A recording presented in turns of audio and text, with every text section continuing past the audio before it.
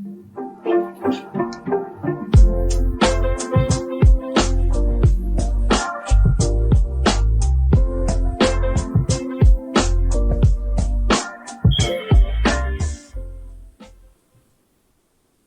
there, everyone, and welcome to this edition of VCN Interviews. This week, we've got a Mountain Goat special, and I'm joined by Robert Gill, the founder of Mountain Goats series, and also Jez Read, who's going to be introducing his new Island Challenge series in partnership with the Mountain Goats weekly races. Good evening, guys. How are you doing? Very well, thanks, Mike. Yeah, very well as well. Thank you. Great. Well, thanks for joining us this evening. I'm going to start with you, Rob. So, you're the founder and creator of the Mountain Goats initiative. And we were just chatting beforehand there. You're saying that you live in Sheffield, so it's a little bit hilly, but you don't really consider yourself a mountain goat. So what was your inspiration for this, for the series? Well, I mean, just watching the tour, it always goes down in the mountains. I was lucky enough to go and I saw Froome win on Axe Trois Domain in 2013, I think it was. So yeah, I mean the mythical mountains, man. That's what it's all about, is it not? Well, yeah, it does always seem to go down, like you say, in the mountains, and it's fantastic going out to see the tour. I was there a few years ago myself, and it's great seeing the pro riders. And is that how you decide on the individual mountains? Is it that you just remember watching stages and you think, oh, that'll make a great climb for the series? Sometimes, but other times not. I mean, a lot of the stuff, like I'm sort of a massive sort of history sort of nerd as well. So like the history of the climbs is something that really interests me. You might have seen other series I've done where I've done long sort of polemics all about the climbs and what's happened on them before and stuff. So yeah, I mean, current stuff. I mean, there's a lot of climbs in the Giro and the Vuelta next year that I've got my eye on. Probably not this sort of winter or spring, but maybe next winter and spring they might be coming up, I would have thought. Yeah, you always keep it fresh. You had the Glitch series as well recently. That was a really interesting series. I managed to do a couple of those, and with a couple of sort of shorter, punchier climbs, it gave me a bit more of a chance than your longer climbs. That was a really interesting series. Yeah, I mean, it was really fun to do as well. And I guess purely from a road builder's perspective, it was about 10,000 times faster because I didn't have to consult a place like VeloView or Strava to get percentages as close to the real thing as possible. Whereas with, I guess, fantasy roads, they can be whatever I like them to be. So, yeah, it was fun. But yeah, I think I want us to focus on real climbs because that's in essence why I made it, so I could go up all of these mountains because don't have a massive pot of money to go around the world and climb them myself, so at least I can do it for free on RGT, right? Well, yeah, that's the beauty of the Magic Roads. And Jez, you're a regular in the Mountain Goat series, and is that why you've been inspired to bring in your own series and start this partnership? Yes, I've always really enjoyed the Mountain Goat series. So in real life, I enjoy the long climbs, and Rob's Mountain Goat series gets close to that experience with the convenience of doing it in your garage rather than getting on a plane and travelling with a bike and all of that admin which goes with it. So I've always enjoyed the series.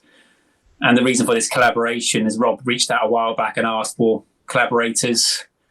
And this island series is based on 2 of the 3 of these islands that I've ridden up previously.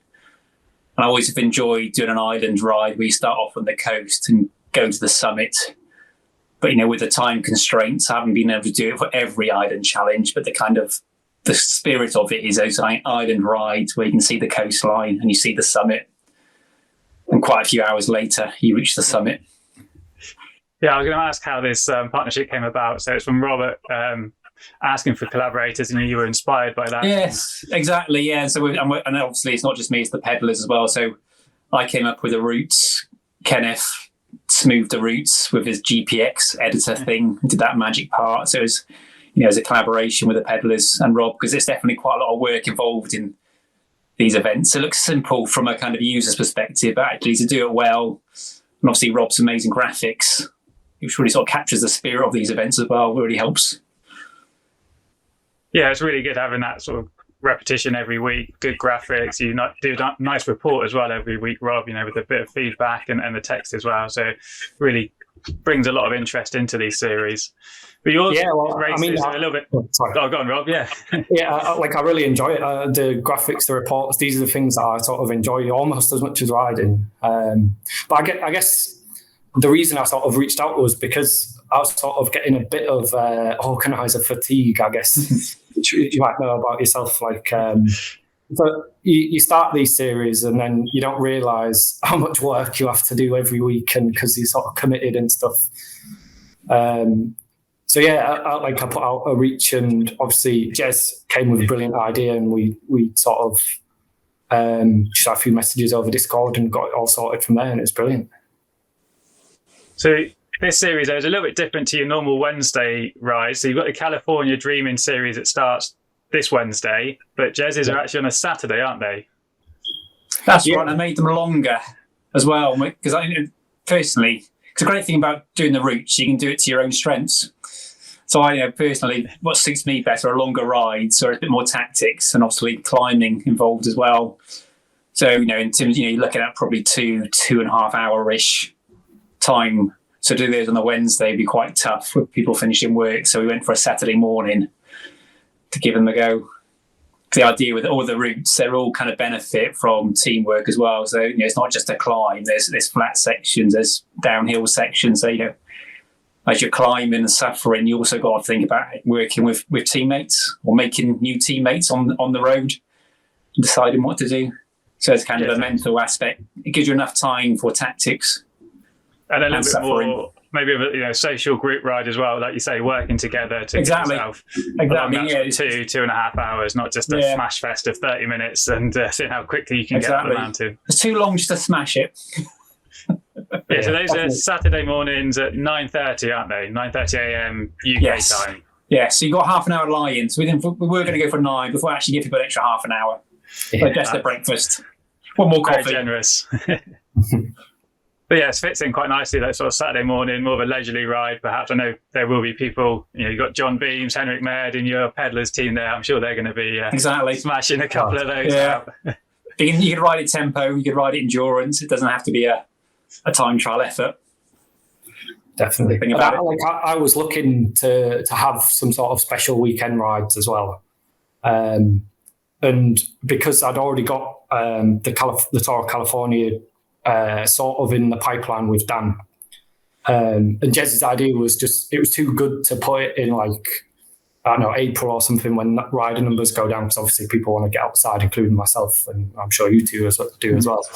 So I figured this way it sort of meets that goal of having a special ride on a Saturday, and also we get to make the most of Jez's great idea as well.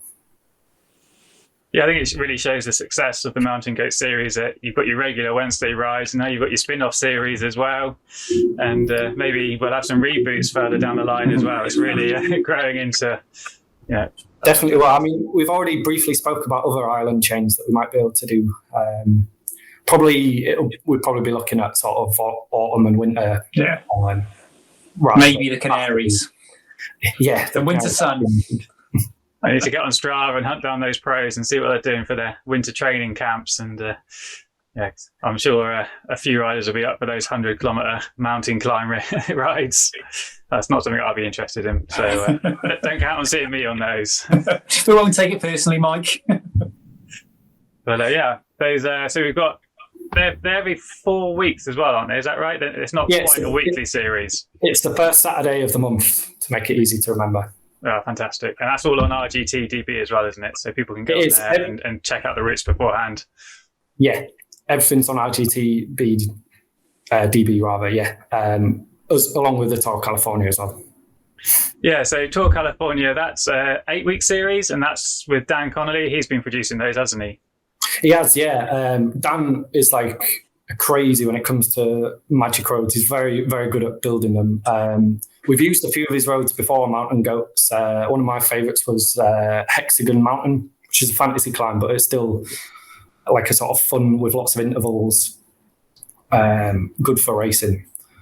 And And again, when I asked for collaborators, Dan came straight in and was like, "Oh, I've got some California roads that you might want to use."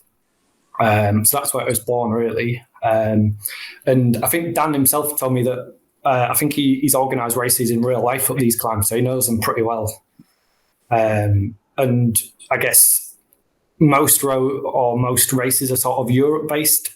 So I think it's good to get into North America as well for the whole of RGT to get some more North American riders in, I think. Yeah, some great scenery, countryside around there. And yeah, it's a very hilly area. I've driven through it. I've not been through on a bike, unfortunately. But yeah.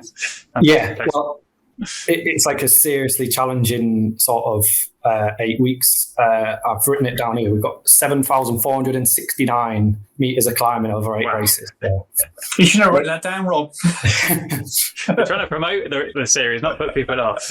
Well, I would say that we're all about inclusivity here at Mountain Goats. I mean, I'm 80 kilograms of like Yorkshire pudding, and if I can get over them, then anyone can. So,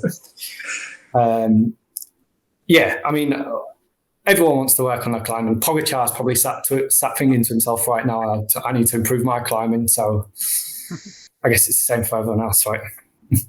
Well, yeah, it's a great workout doing a climb, and that's why I come in and do a few of the Mountain Goats races, just to really push myself up to that sort of upper threshold workout as well, for a nice sort of solid 45 minutes. So yeah, I really appreciate them when I've had an opportunity to do them. Well, guys, sounds like we've got 2 great series coming up. Thanks a lot for joining me this evening. I don't know if you've got any final thoughts that you want to share with us. Otherwise, I think it's a case of wrapping up and getting ready to jump on the bike for these fantastic events. Yes, enjoy the series. They're really good. Yeah, I mean, all I'd say is that just thanks to Jez, thanks to Ken, and a big thanks to Dan as well. And yeah, just come ride. It's fun. We're still the only weekly race dedicated to climbing on RGT, so come give us a try. Brilliant. Well, thanks a lot, guys, and we'll see you in the very near future on RGT. Thank you. Thank you.